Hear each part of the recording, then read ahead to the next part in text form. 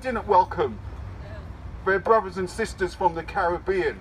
And while they weren't rude, they encouraged them very politely not to come back.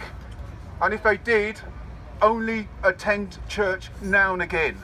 And so my father's generation started their own churches that now flourish across the UK. As a church minister, I'm aware that in Exodus 1 and verse 8, it tells us that a king arose that didn't know the exploits of Joseph. Who was Joseph? Well, we all know Joseph from Joseph and the Technicolor Dreamcoat. We all know the story of Joseph, the man who was taken into slavery and sold by his king. We all know the Joseph that came and helped a nation at a point of need and guided them through a period of plenty into a period of austerity and allowed them to navigate that well and wisely, providing for the needs of the all. That's the Joseph that we're talking about. We all know the Joseph because then he was welcomed into that nation, him and his kin and his people.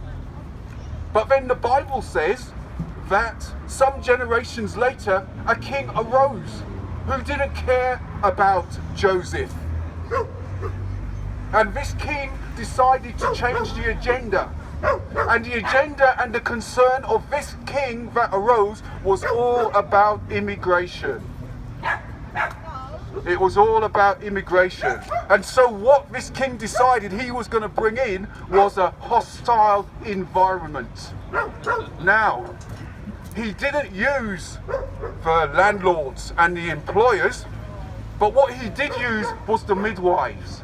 And he called in the midwives and he said to them, when the Hebrew ladies are about to give birth, if they give birth to a male child, it is your duty to destroy the male child.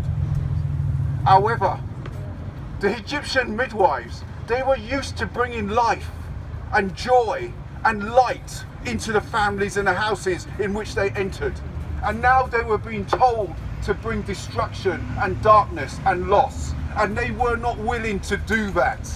And so what they did, when they knew it was time for the Hebrew women to give birth, they dilly-dallied. They took the scenic route. They lost their sat-navs and they turned up late. And when they turned up late, the Hebrew women had already given birth and had hidden away their male child. This is where we are today, I feel. People who know what is right from what is wrong and are not willing to do the wrong because they are told to do so. And this is what I feel this rally today is all about. People standing here who know what is right from what is wrong and are willing to stand up and let their voices be heard.